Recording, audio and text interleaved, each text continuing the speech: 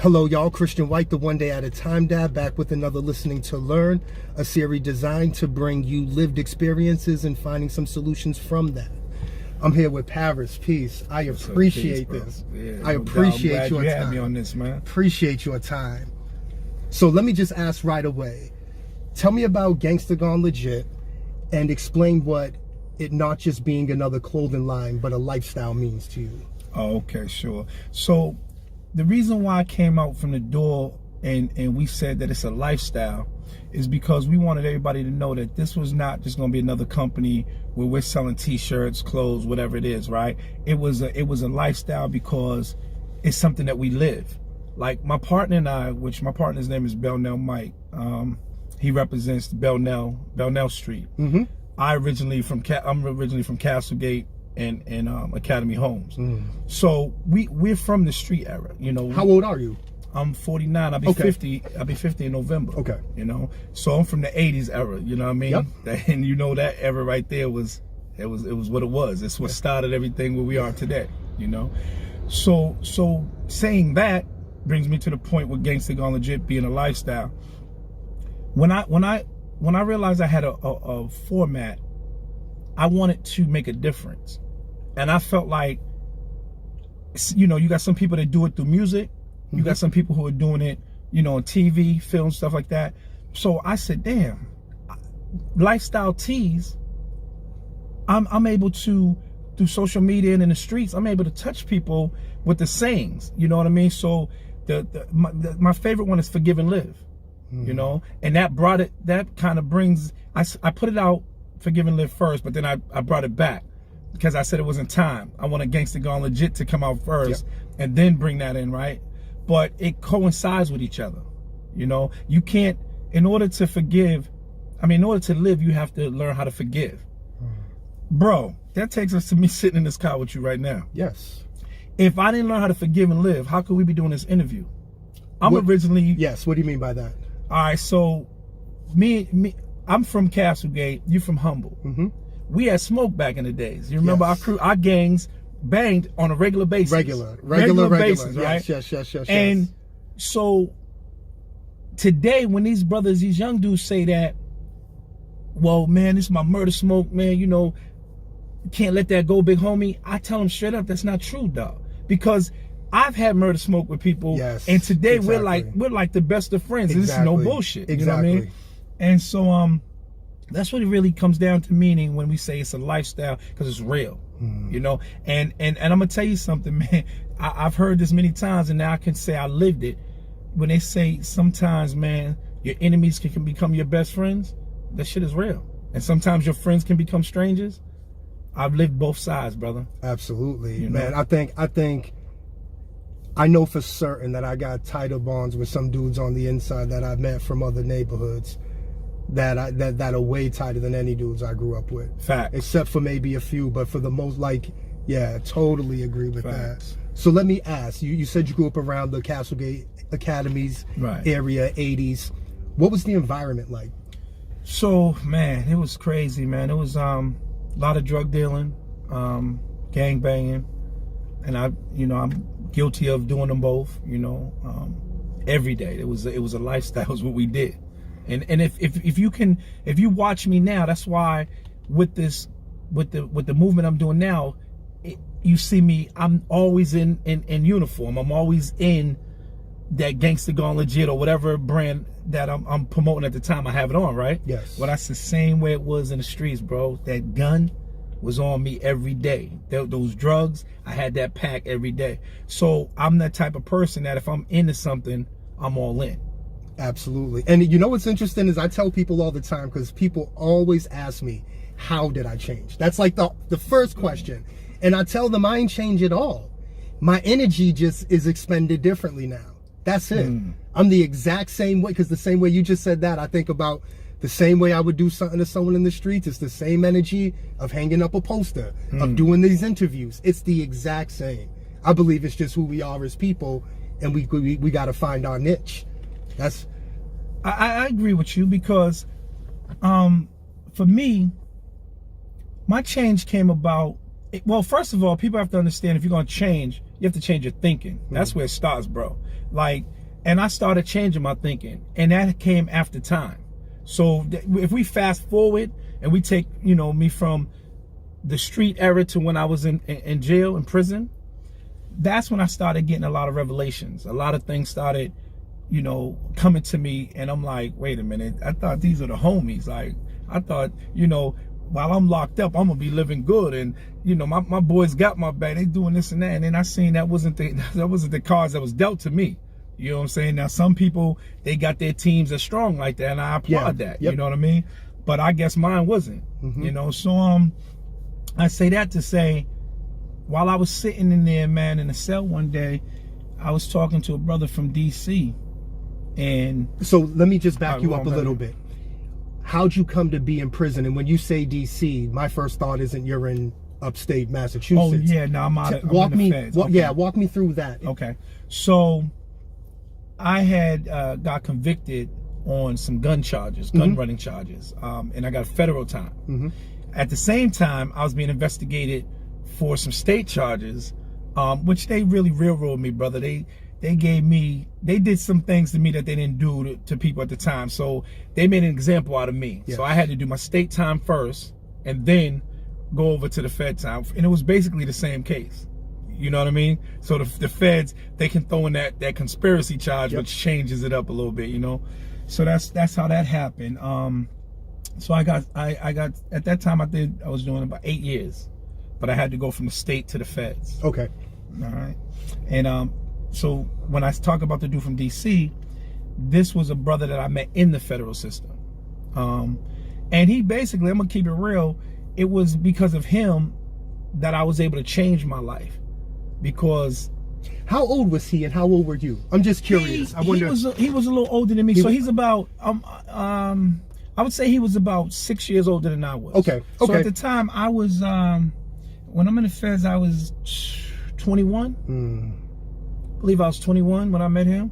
And the conversations was just real, bro. It was like, yo, when we get out of here, man, we're gonna stay in touch, and I'm gonna show you a different way. I'm gonna show you a better way.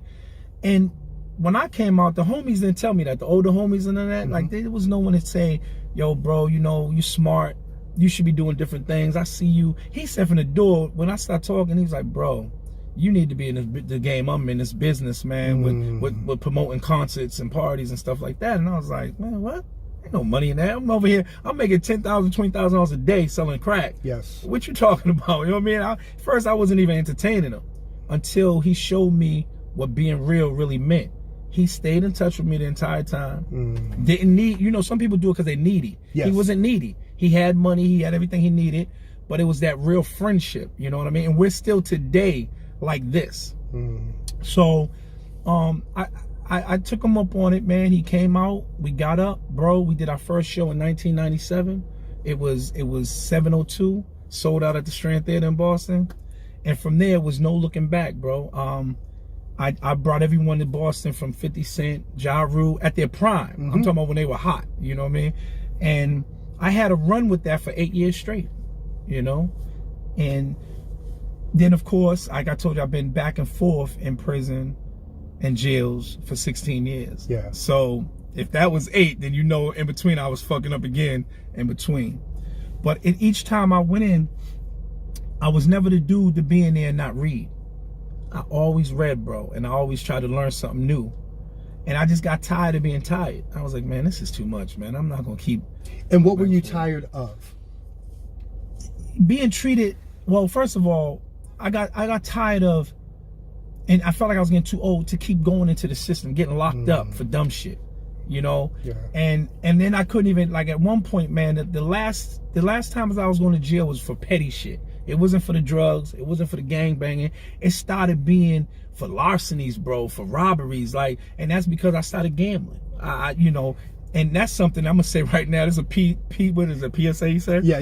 Listen, fuck that gambling shit. That will destroy your life. Y'all hear me? So I had got a habit for 8 years, man. I started gambling. And when I did that, bro, it took me to a whole nother level. You're the first person I ever met that told me they had a gambling problem. For real? Yeah. Because some people don't think it's a problem. No, that's and honestly, that's kind of the. What's interesting was I was talking to one woman and she was saying that she never experienced addiction in the street. She was always in the music business. There was never a problem getting it. And I never thought of addiction at that level. Right. And a lot of people don't. Interesting. Yeah. I'm glad you said that. And addiction, what I learned about that, man, it doesn't matter if you're one of the people who are getting high, drinking, or gambling. Addiction's addiction. Yes. And you'll do some crazy shit behind it. Yep, absolutely. As I did. And people who know me know that. And they see that. They see the change now. They see how. So basically, they see where I'm at with this Gangsta Gone Legit. Like that means that's dear to my heart. That means everything to me. Absolutely. You know what I mean? Because it's like a badge of honor. You know, when I put these shirts on, I don't just put them on to be a poster boy. I put them on because it makes me feel good knowing that I've changed and became this person who's doing legit shit now. You know, like the casino, it's not calling me right now. I'm not going, and if it does, I'm not answering. You understand what I'm saying? I'm good with that. Taking this shirt off to go do a drive-by with the little homies. Because, yo, let's be real. Brothers our age are still doing that dumb shit. Yeah. And that's what got to stop. Yes. I'm not going to do that. When I wear this now, it's really means what it stands for. Gangsta Gone Legit. And you know, sometimes you get tried, and I tell a person, I don't forget where I come from or who I am. I'm trying to stay on this side right here. Yes. I don't want to be back on this side. You feel what I'm saying, Chris? Yes. So, it's like I put out there that it's a lifestyle, so we can all gravitate towards that and start feeling like we're part of something. Because even though me and Bell Mike started this is man, Gangsta Gone Legit is for all the homies. Anyone who's an OG who was in the game, whether you're selling drugs, you know, gang banging, whatever it was, but you're doing the right things now, and you're legit, bro. You're a partner with us. Yes. So that means, honestly, we got partners all over the country, bro. Yes. It ain't an egotistical thing. It ain't about, Paris started that, Mike started that. Why is it so important for dudes like us with our backgrounds? And obviously we're all different, but we share some very similar backgrounds. Why is it important for dudes like us to be reaching back out to the neighborhood? Oh, man, listen, man, real talk. When I was coming up, I was the little homie that was a knucklehead and wasn't listening to no one else. And how old are you at this time? When did you come off the porch? Oh, man, 13. Mm-hmm. 13, I got my first armed robbery. And it's funny because I didn't realize back then, it wasn't no humble and stuff like that back then. Oh, I should have told you this in the beginning, but we're going to get into it right now. So the homie that brought me off the porch was Lil Wayne Davis, the Kango Crew, man. And that's one of y'all big homies, rest right? In peace. Rest in peace, man. Yeah, man. But that was one of my homies, man. And he had Kango Crew, and we was hundreds of us together, man. You know, just doing that dumb stuff, you know. But that's where it started for me, man. It started with that. And I forget about that. And I always say Castlegate, but it actually started with the Kango Crew first, and then it was Castlegate. But I'm here at 13, man. And why did you get involved with the streets? Now, see, here's the funny thing, man.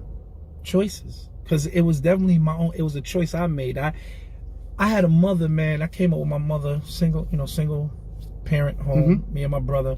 And she did her best, man. She worked 2 jobs. She made sure we were called poor rich kids, me and my brother. Like we had everything we wanted, you know, even though we lived in JP projects at the time. Yeah. You know what I mean?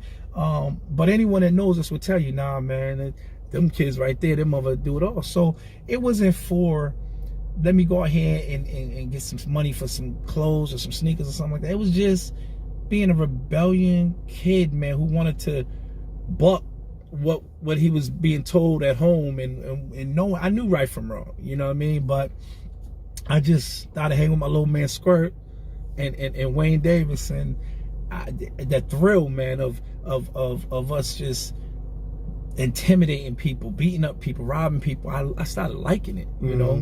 And how quickly did you start to like it? Man, no lie, man. It's like as soon as we started hanging, man, it was like now I'm missing school.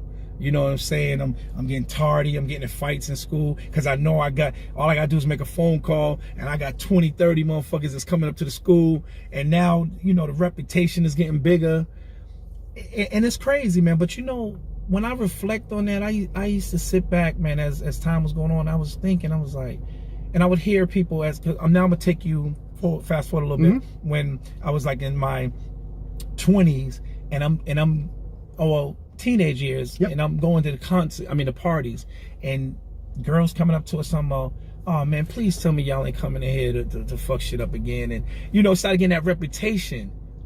And I don't know, man, it was like I allowed that reputation to make me other than I really am and who I was, and I learned that later in life.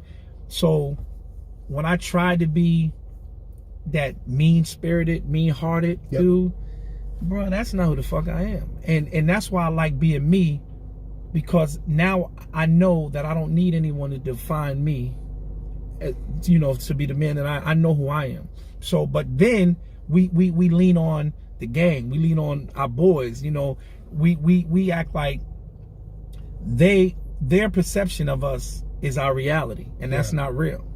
You know what I'm saying? Absolutely. I get that now. Absolutely. I do. When you start knowing, like, you are setting the example. I definitely feel that. What's it like being a dad? Oh man, listen, I love that. Walk me through your understanding of a dad growing up. Okay. Well, first let me shoot that back at you, please. Now I was walking through Boston. It was last winter, I believe, right? Everywhere I'm going, I'm seeing these posters, man, on poles and stores and all this stuff. And it's like, are they gonna take care of your kids if you go to jail? If you go to jail, will the gang raise your child? Yeah, will the gang raise your child? I'm like, who the hell's this? I said, yo, this dude is on. I said, who's this dude?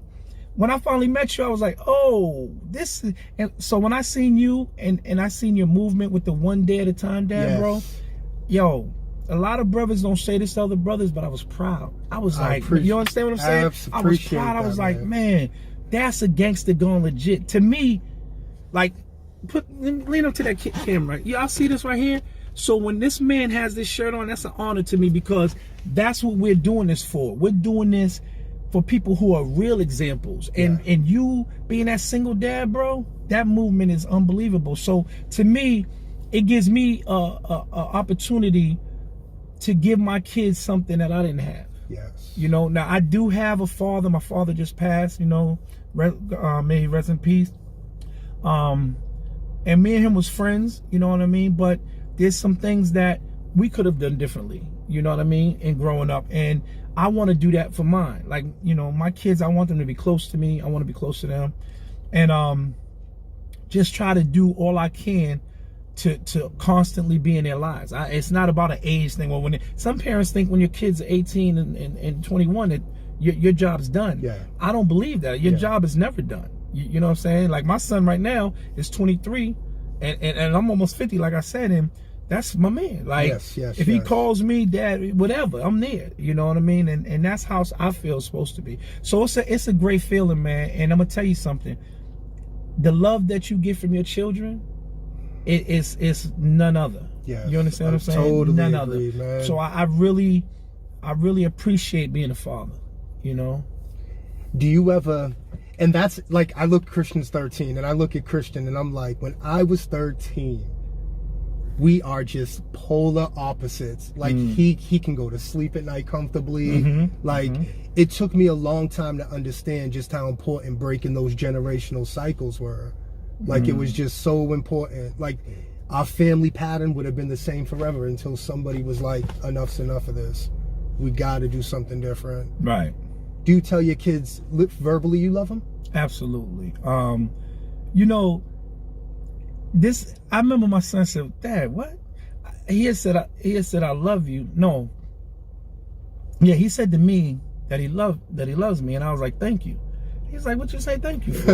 And I had learned a long time ago that nothing you do, like, don't take it for granted. You know what I'm saying? Because there are parents that don't love their children. There are children that don't love their parents. Absolutely. So, and I'm glad and people think like, people don't realize being a parent's a choice, like anything else. Right. I could easily be like, fuck that, Christian, stay down there in Georgia. That's right. I'm gonna, do my thing good. I mean, you could say morally I'm fucked up, but it's still a choice. Yeah, some people don't care about that. They'll accept that. It's still a choice. And yeah, man. So I said that, he was like, Dad, that's crazy, right? And but he gets it now. Yeah. And I still do it, and when I say to them, I love you, he had shot it back at me one day. He's like, thanks, Dad. And I laughed. I said, oh, he got it now. You know what I mean? But yeah, I love, man, look, I love my kids to death. And what I'm trying to do right now and making some of my wrongs right, it's so that they can have a better future and a better life. You gotta remember, I got 2 little ones right now. Mm-hmm. I got a 1-year-old, bro, and a 3-year-old. So, I got a long road ahead of me with being a father right now. And what I look at that as, I have a chance to do better with them than I even did with my first kids. You know what I mean? Yes. It sucks though, because if your father or if you come from you don't come from that 2-parent home, you don't come from that, that structured life, it's harder, Absolutely. Sorry. Please, no worries. Absolutely. What was it like for you making that transition from sort of that gangster mindset to gangster gone legit mindset? Well, first let me ask, what is some of your perspective on mental health, and then tie it into your journey of how you went from being this and everybody knowing you as this to trying to, I guess, fight that part of you, right? Become a different version of yourself, and actually staying alive long enough in the process to get there and becoming better mentally. All right, so you said something about staying alive long enough. So first of all, let me touch on that. Being here at almost 50 years old, it's a blessing, bro, in itself. I always was told and always thought that I wasn't going to live longer than 18. And I accepted that. Yeah. Yes. It's crazy, right? Yes. So when you talk about mental health, I'm going to show you right there how crazy that is, to think like that, accept that, and it be normal. Yes. So, brother, listen to this, man. I used to tell my mother, when I go out in the street, if I die today, make sure you put this on me or put that on me. And I'm talking about my demise, bro. What parent wants to hear that? But because the gang culture was so real at the time, I had that mentality, bro, and it was what it was. Like, I may not be here today. I may not be here tomorrow. Yes. And I mean, I've got a couple of battle wounds, in that life. I got shot in the head, I got shot in the leg, and I could have been taken out, brother, almost. We used to bang like they do it now. It's crazy, but I think in the 80s it was a lot worse, because it was every day. The statistics show that it was a lot. It was a lot worse. It's very safe. It's safer now. Yes, like we couldn't it's safer. We couldn't sit in the car right now like we're doing. I hate the fact that people get hurt. Period. Right, and I'm with you. Yes, and at the same time, it's like, in terms of major cities, Boston's very safe, and I'm glad for that. Like, I'm glad it's not the 80s and 90s. Right, for real. It was different. Absolutely. But mental health, man, I'm starting to learn more about that and see that as Black people, man, we're not taking that as serious as we should. And I say that because, like myself, let's just use me right now. Yep. I feel like I have some issues being locked up as long as I did. I have a lot of anger issues, brother. I can go from 0 to 100 so quick. And a lot of my friends and family who know me, they all like, damn, dog, why are you always ready to, so aggressive? Like, why can't you, just look at it from a different perspective? Yep. Everything is red to me, you know what I'm saying? And I can't, I'm learning now to try to deal with that and not be. But what I'm understanding too is that there are issues we have. ADD, anger management, ADHD. I think I got every letter you could think of, bro. You know what I mean? Now, I'm not on any medication or anything like that, but I'm sure I'm a person that could be, Absolutely. Like, yep. Easily. I know exactly what you're saying. But it's something that I feel like we need to start taking more serious in our community, because mental health is serious, and it's real. You know, how do we begin to us break down that stigma? First, learn about it. Like, think about this. If we're locked up, right? You know how many of us have PTSD and don't know it? Yeah. I mean, think about what we've been through. Some people, like, who has never been in a real institution, a prison, they don't know what changes you go through. Everyone thinks, we're not going to talk about the Hollywood shit with, oh, you was in jail, you got raped, you got this and that. That didn't happen to everyone. That's not everyone's story. Yes. Right? But you still go through the grading. You know, you're being dehumanized by living in a cage. You know what I'm saying? Right now, some of the things that affect me is if someone was at dinner with me, they would be like, damn, slow down. I eat on a time limit. Because I'm so used to having to eat quick. You know what I'm saying? Absolutely. And that, like, absolutely. That stayed with me, bro. Absolutely. I get up sometimes. If someone, my girl can't be too affectionate at night if I'm asleep or something, because if I'm asleep and somebody is over, bro, I jump up ready to take someone's head off. You understand what I'm saying? Absolutely. So when you start looking at that, that's not normal.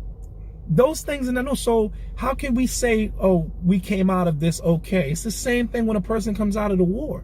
They have PTSD for all of that. So you start hearing loud noises and bangs and firecrackers and all that shit. Hey, look, 4th of July, bro. Yeah. Worst time for me. I hate it.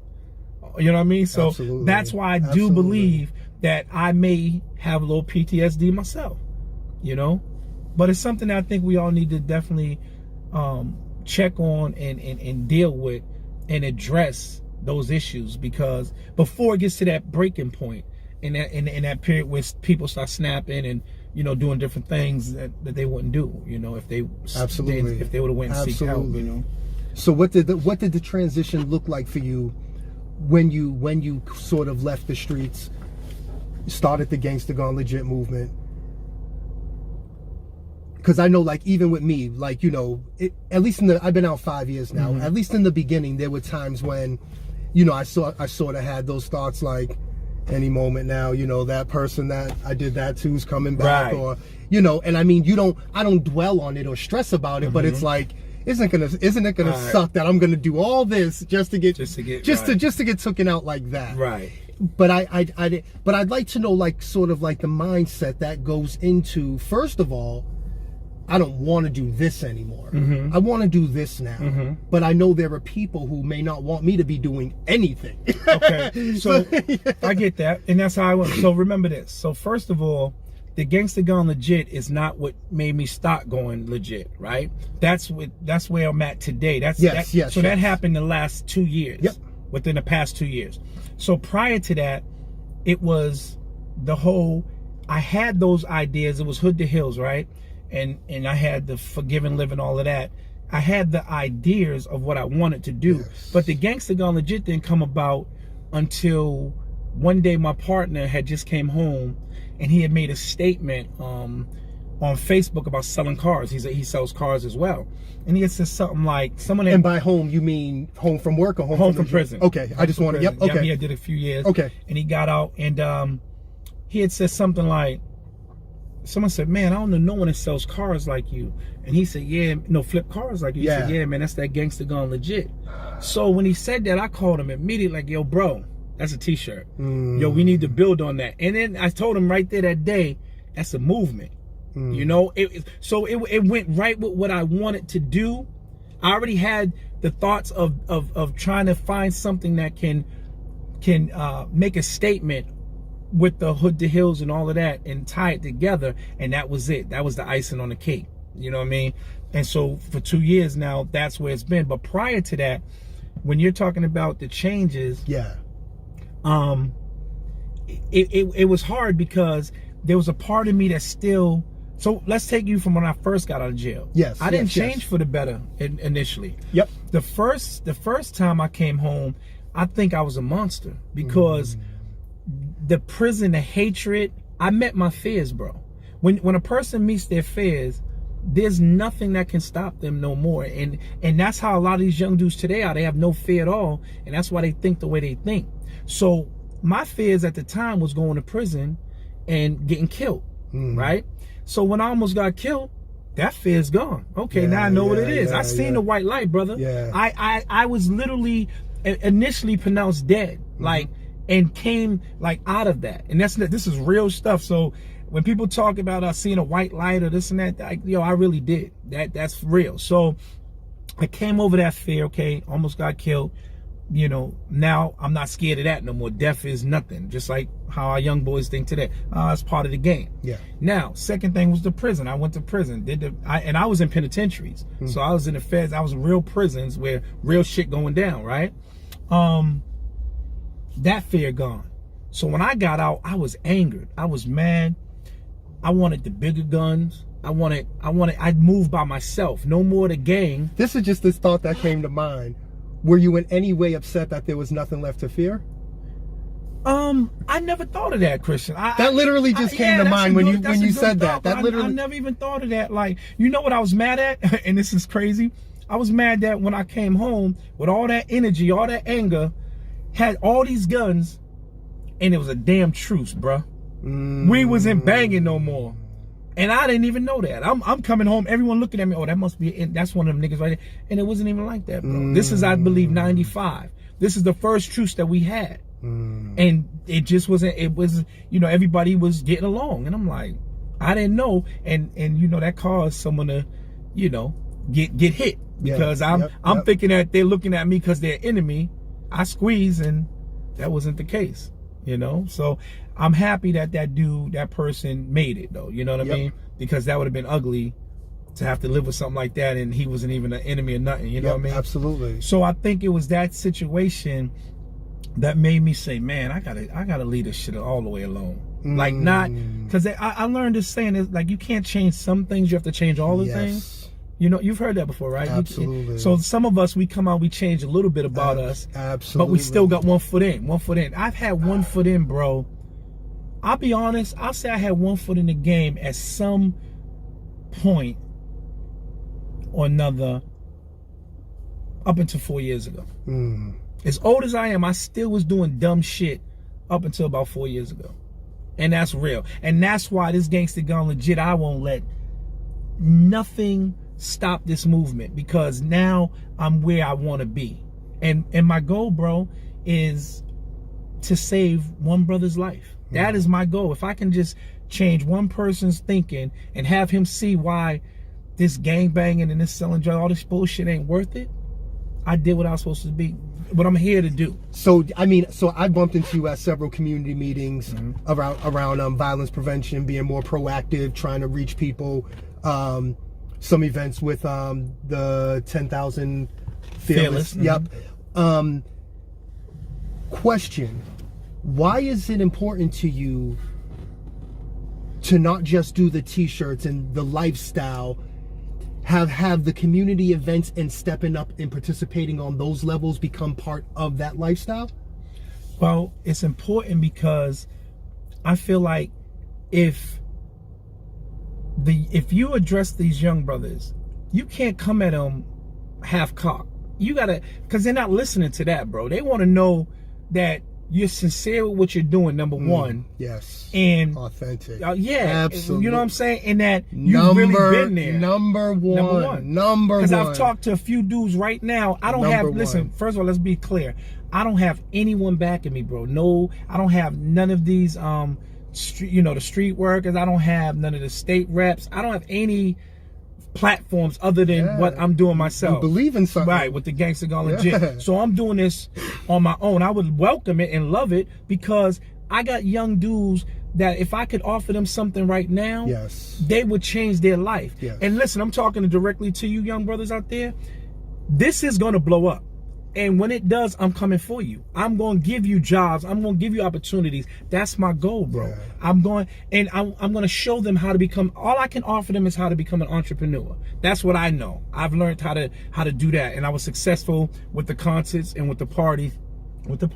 I've been successful with the clothing line, and I can share that with them. Well, and I think it's practical. For instance, you know, I mean, I worked construction before, but I was still, you know, in the streets and doing construction.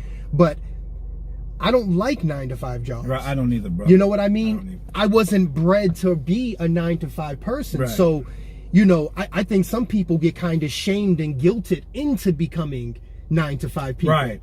you know, if you were a hustler, I wasn't necessarily a hustler, but I had like the entrepreneur mind. I always had ideas.